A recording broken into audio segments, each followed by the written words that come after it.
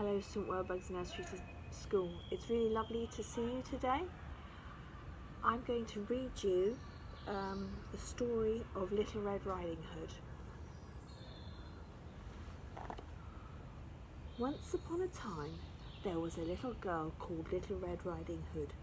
She lived with her parents beside a deep, dark forest.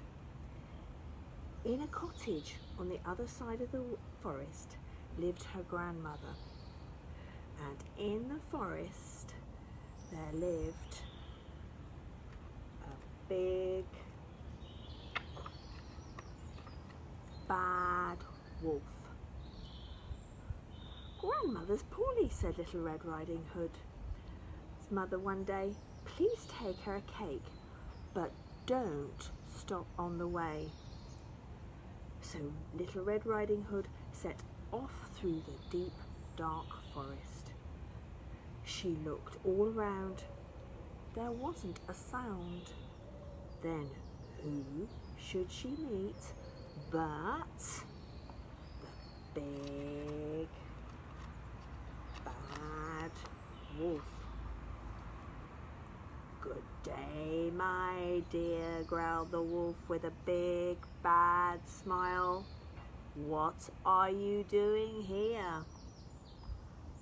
"I'm going to Grandmother's to take her a cake," replied Little Red Riding Hood.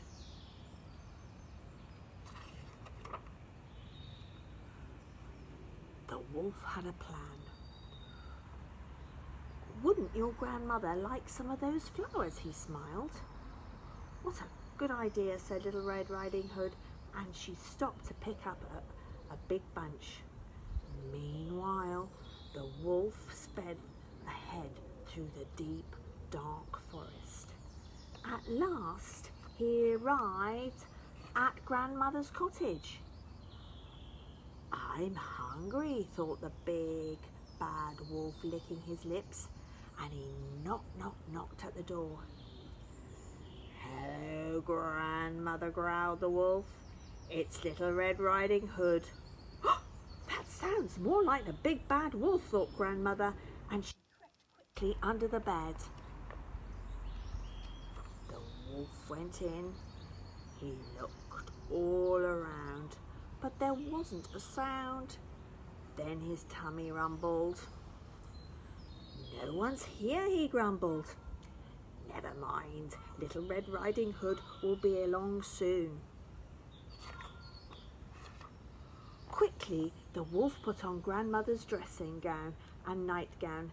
Then he hopped into bed and pretended to nap. He snarled. "Little Red Riding Hood will never know it's me, and I'm ready for a snack." Soon Little Red Riding Hood knocked at the door. "Hello, Grandma," she called. "It's Little Red Riding Hood." "Come in, my dear," growled the wolf. Little Red Riding Hood opened the door. "Oh, Grandma," she gasped, "what big ears you have!" "All the better to hear you with, my dear," growled the wolf. "And Grandma, what big eyes you've got!" "All the better to see you with, my dear," growled the wolf. "And Grandma, what big teeth you have!" "All the better to eat you with and gobble you up," roared the wolf. But as he leapt out of bed, Grandmother's nightcap flopped right over his head. "Quick, down here," whispered Grandmother, and she pulled Little Red Riding Hood under the bed. Just then a woodcutter passed by the cottage.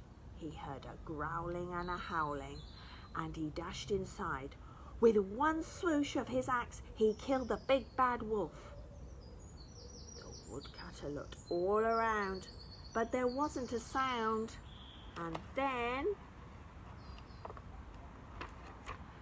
out crept Little Red Riding Hood and Grandmum from under the bed.